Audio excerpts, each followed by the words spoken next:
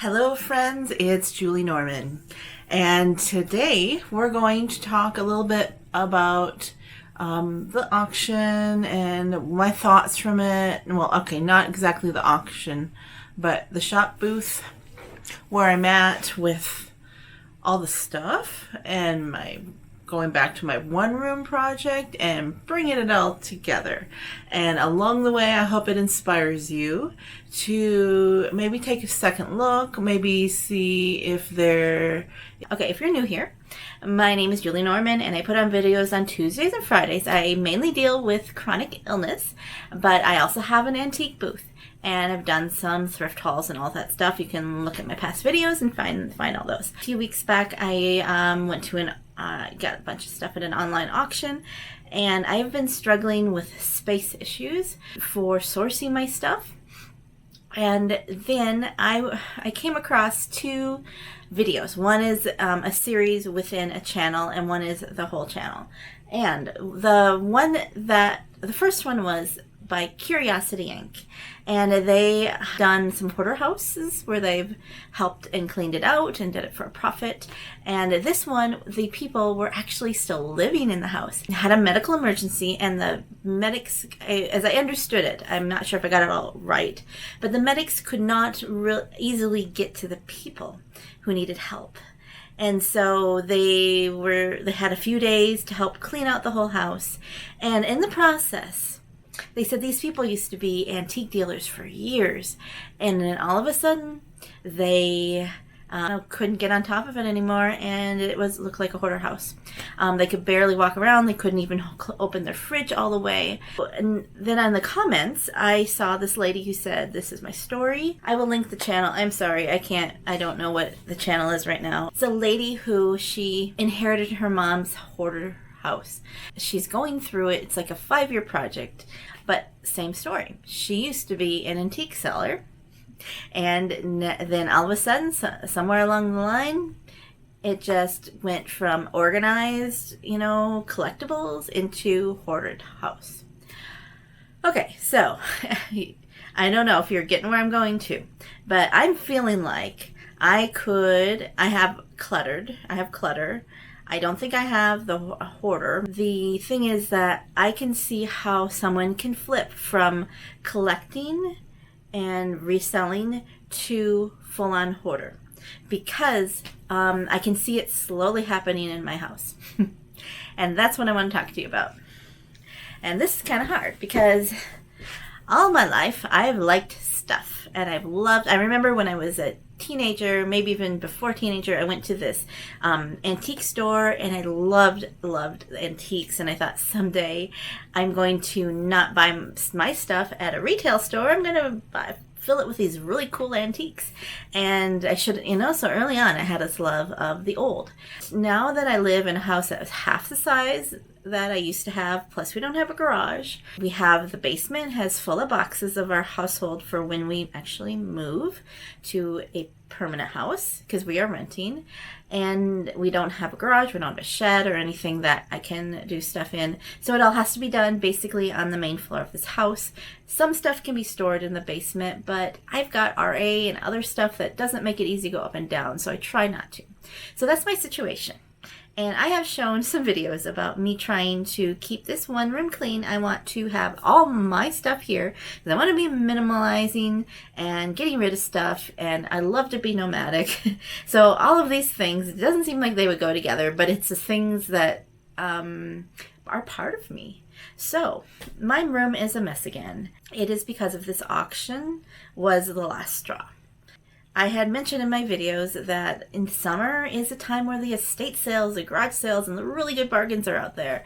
And that's when people say you have to build up your inventory then. And it's true. But the thing is that I only have so much room. So there is a author, a writer. She now has YouTube and all this other stuff. Her name is Dana K. White.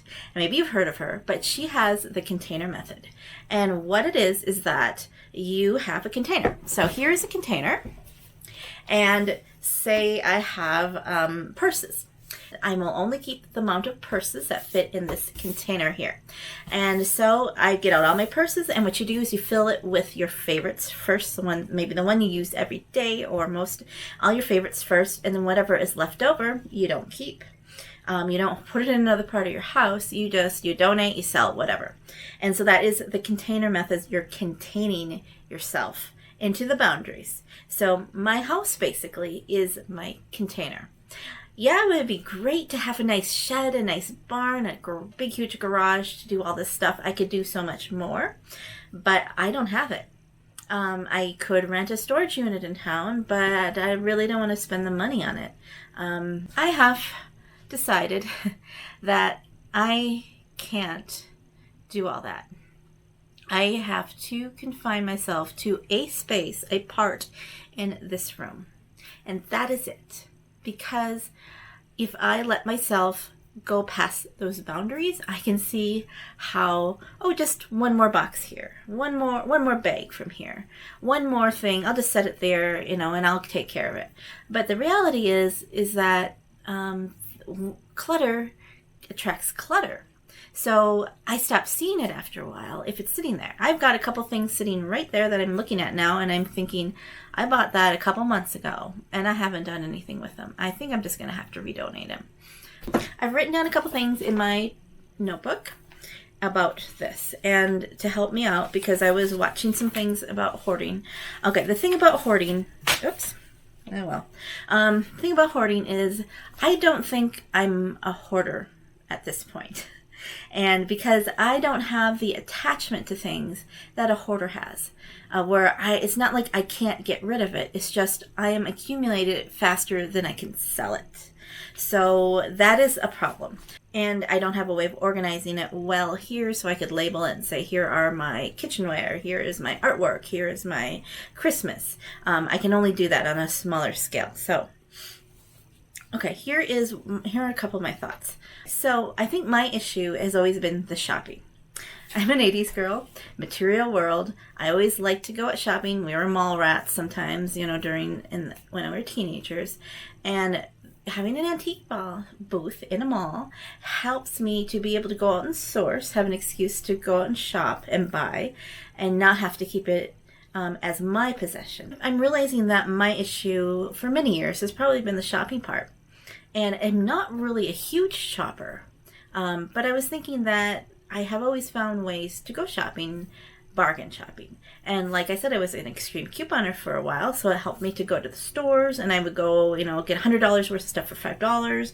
Sometimes I would get money back. I did really well. But another thing is that I used to do, I grew up with garage sailing and estate sale, always like the bargain. So I'm not like someone who's going to go out to get like $100 outfit or something. To me that sounds like a lot of money when I could just get it for cheaper. But the hunt, I always like the hunt, the search. So that to me has always been my way of shopping. I was at a store that hadn't been there for years when we went back to Minnesota. And I found myself going up the stairs to the back corner because I knew that was where the clearance section was.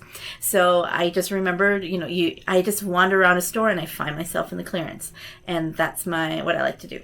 I'm thinking that a shop booth provides an outlet for me to be able to shop and to find bargains and some unique things to source. And but what would happen to me if I could no longer do my booth? What would happen if that outlet would close? Then I would have all of this stuff and I would not have a way to get it out.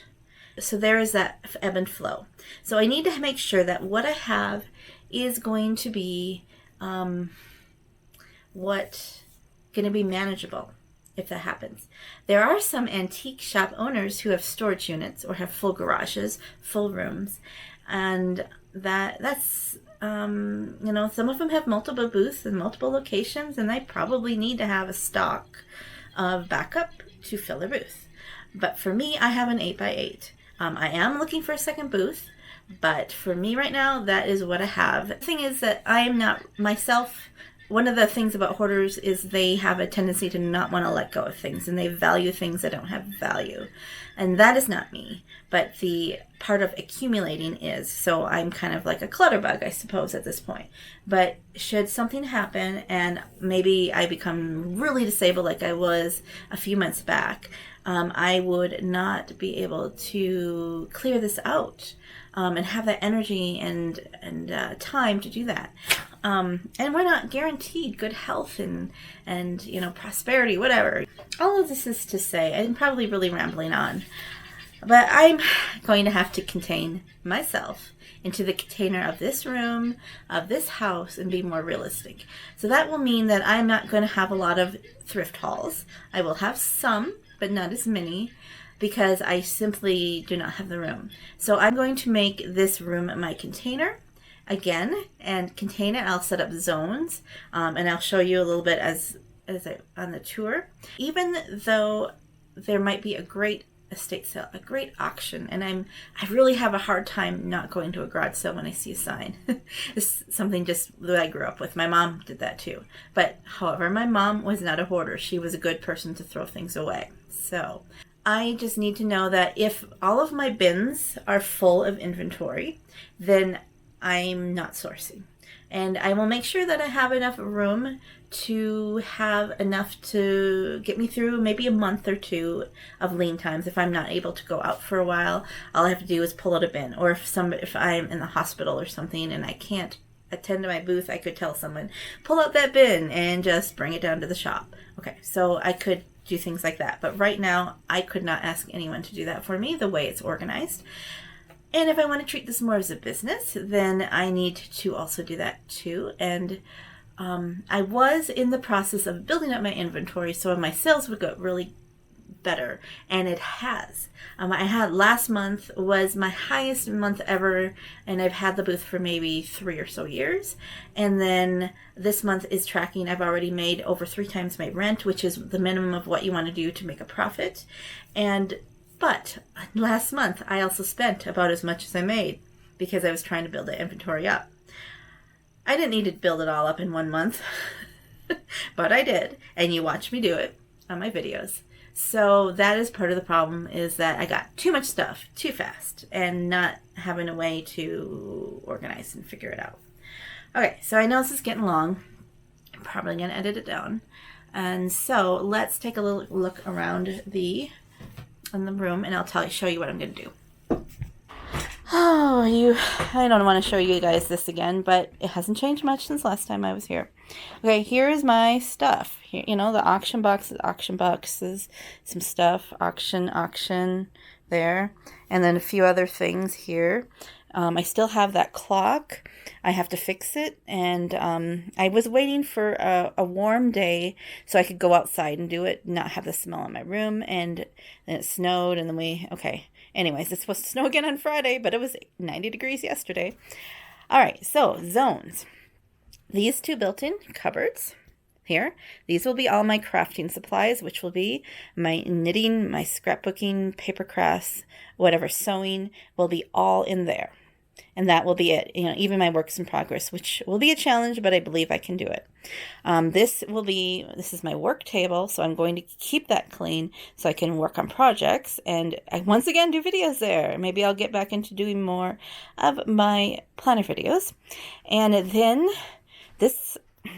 back here, I have this metal shelf, and this is going to be where I put my inventory for my booth. I was using it for eBay and stuff, but it doesn't work that well because it's so deep and I could lose stuff that way. But I think it'll work really good for putting inventory stuff, all of the stuff here on there. And I might need to get some bins and stuff like that. So, and the plan is now to get 2 white bookshelves, put it against this wall, and then I will put my inventory for my online sales here. And then in this closet back here is going to be a little bit of my overflow, because I do need to have some way of just stuffing something, or just have extras like the Christmas, the autumn stuff. I've got a couple dresses there that I don't have in my closet, and just a couple of things like that. It's not a very deep closet. It goes to maybe around here inside. So it's an awkward space. So if I just put a couple bins in there of that, and maybe a couple lampshades, because, you know, we want to match lamps and lampshades, and you never seems to be able to get the right ones at the right time. So that is the plan. And the plan is to get all of this stuff off the floor again and organize it. So what I'm going to need to do is just, I think, you know, just go shoop like that with the boxes and stuff. And then so I can have access, and this stuff here, all of my crafting supplies, will go into that closet. And then I can put my inventory on here. And once this is full here, that is it. Then I just have to do something with it. And there's going to be, there's quite a bit of room here. And I think that I would give me 1 to 2 months worth here, and I should be okay. So that's my plan of doing this, and to get back on track of having this one room with everything that's just mine in it, becoming more minimal. I mean, isn't it ironic that I said I was going to become more minimal, and then I go and buy a bunch of stuff with the excuse that it's not for me, it's for my booth, but still it's in my house. Thank you so much for watching along with me today, and I hope you have a joyful day. Goodbye.